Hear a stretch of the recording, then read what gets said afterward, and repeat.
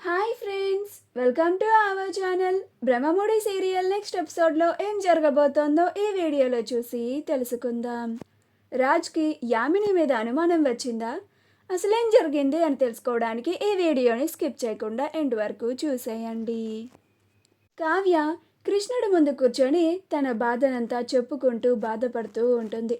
అప్పుడే ఇందిరాదేవి అటువైపు వెళ్తూ వెళ్తూ కావ్య కృష్ణుడి ముందు కూర్చొని బాధపడడం చూసి అలానే నుంచొని చూస్తూ ఉంటుంది. అలా ఇందిరాదేవి కూడా కావ్యని చూసి బాధపడుతూ ఉంటుంది. స్వామి, నా మనవరాలకి ఇంత చిన్న వయసులోనే ఎంత పెద్ద కష్టాన్ని ఇచ్చావయ్యా. పోలీసులు, డాక్టర్లు, సాక్ష్యాలు, మా ఇంటి కుటుంబ సభ్యులు అందరూ నా మనవడు రాజ్ చనిపోయాడు అని చెప్తూ ఉంటే, కానీ నా మనవరాలు ఒక్కటి మాత్రం నా మనవడు బ్రతికే ఉన్నాడు అని చెప్తోంది. అది ఎప్పటి నుంచో చాలా గుడ్డి నమ్మకం పెట్టుకుంది. వాడు ఇంకా బ్రతికే ఉన్నాడు అని. ఆ నమ్మకం మీదనే 30 రోజుల గడువు కూడా తీసుకుంది. అది ఆ 30 రోజుల్లోగా నా మనవడు ఎక్కడున్నాడో తీసుకొచ్చి మా అందరి ముందు నిలబెడతాను అని అంది. నిజంగా నీ ఆశీస్సుల వల్ల అది జరిగితే మా కుటుంబానికి అదే 10,000 స్వామి. నా మనవరాలు ఎంత చెప్పినా కానీ మా ఇంట్లో మేమెవ్వరం కూడా దాన్ని నమ్మలేదు. కానీ ఇప్పుడు మాకు కూడా కొంచెం కొంచెం అనుమానం వస్తోంది. నిజంగానే మా మనవడు బ్రతికే ఉన్నాడా అని.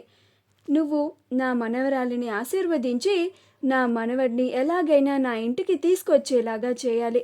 నా మనవడు తిరిగి ఇంటికి వచ్చేస్తే నా కుటుంబం అంతా చాలా సంతోషంగా ఉంటుంది.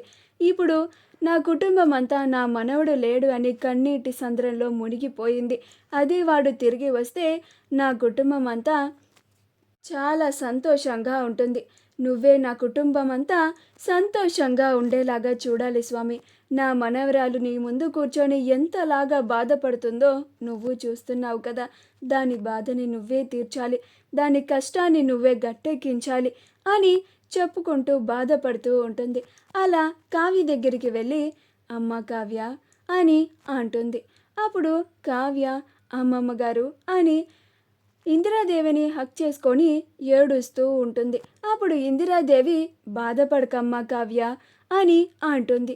అప్పుడు కావ్య నాకొచ్చిన కష్టాన్ని మీకు చెప్పుకోలేని పరిస్థితుల్లో ఉన్నానమ్మమ్మ అని అనుకుంటూ బాధపడుతూ ఉంటుంది. అప్పుడు ఇందిరాదేవి బాధపడకమ్మా కావ్య, ఆ దేవుడే నీ సమస్యకి ఏదో ఒక పరిష్కారాన్ని చూపిస్తాడు అని అంటుంది. అప్పుడు కావ్య నిజంగానే ఆ దేవుడు నాకు ఒక మంచి పరిష్కారాన్ని చూపిస్తే నా జీవితం గట్టెక్కించినట్టే అమ్మమ్మ అని అంటుంది. అప్పుడు ఇందిరాదేవి నా మనవడు రాజ్ బ్రతికే ఉన్నాడు అని అంత ఖచ్చితంగా ఎలా చెప్తున్నావు కావ్య అని అంటుంది. అప్పుడు కావ్య ఎందుకంటే నేను నా కళ్ళారా ఆయన్ని చూశాను కాబట్టి అమ్మమ్మ అని అంటుంది. ఆ మాట వినగానే ఇందిరాదేవి ఆశ్చర్యపోతుంది.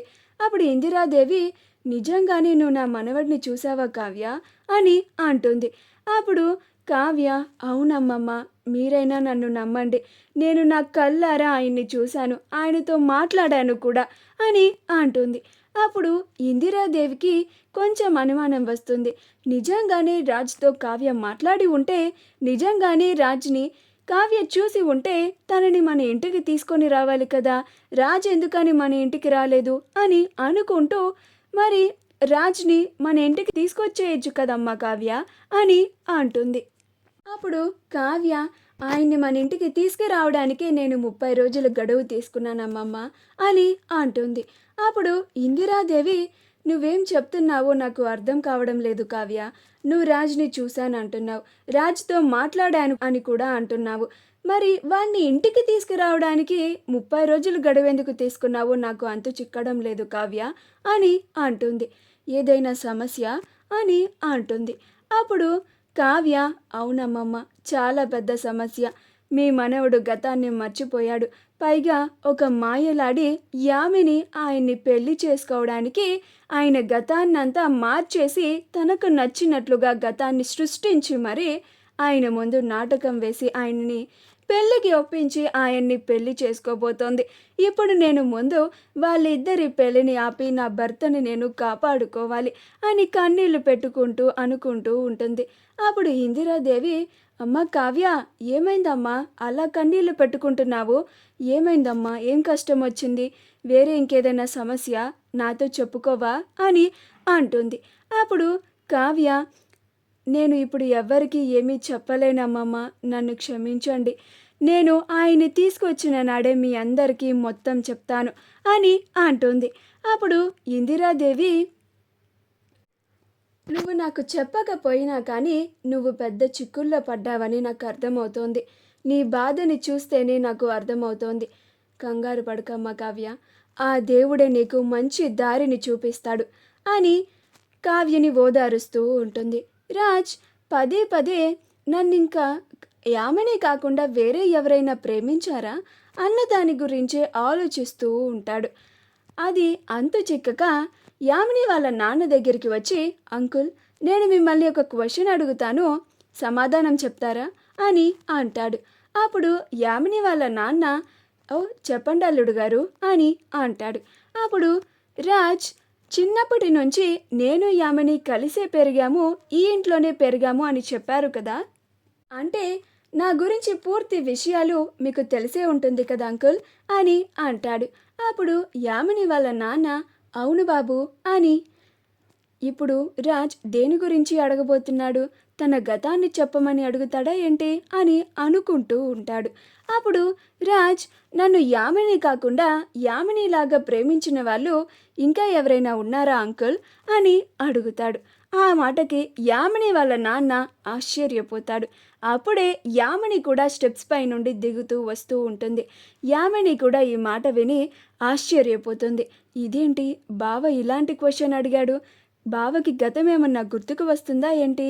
లేకపోతే ఇలాంటి ప్రశ్న అడగడే, నేను కాకుండా ఇంకెవరైనా ప్రేమించారా అని ఎందుకు అడిగాడు అని ఆలోచిస్తూ కంగారు పడిపోతూ ఉంటుంది. ఇప్పుడు యామిని వాళ్ళ నాన్న రాజ్కి ఏం సమాధానం చెప్తాడా అని టెన్షన్ పడిపోతూ ఉంటుంది. అప్పుడు యామిని వాళ్ళ నాన్న, ఇదేంటి అల్లుడు గారు ఇలాంటి ప్రశ్న అడిగారు?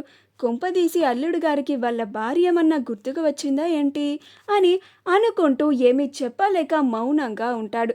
అప్పుడు రాజ్, ఏంటి అంకుల్, ఏం మాట్లాడారేంటి అని అంటాడు. అప్పుడు యామిని వచ్చి, బావా, నిన్ను ఎవ్వరూ ప్రేమించలేదు. నేనే ఈ లోకంలో నిన్ను ప్రాణానికి ప్రాణంగా ప్రేమించాను. నేను తప్ప ఇంకెవ్వరూ నిన్ను ప్రేమించలేదు అని అంటుంది. అప్పుడు రాజ్, నిజంగానే వేరెవ్వరూ నన్ను ప్రేమించలేదా యామిని అని అంటాడు. అప్పుడు యామినికి కోపం వస్తూ ఉంటుంది. ఎవ్వరూ లేరని చెప్పాను కదా బావా అని అంటుంది. మా వీడియో కనుక మీకు నచ్చినట్లయితే లైక్ చేయండి, షేర్ చేయండి, మా ఛానల్ని సబ్స్క్రైబ్ చేసుకోండి. పక్కనే ఉన్న బెల్ ఐకాన్ని క్లిక్ చేయడం మాత్రం మర్చిపోకండి.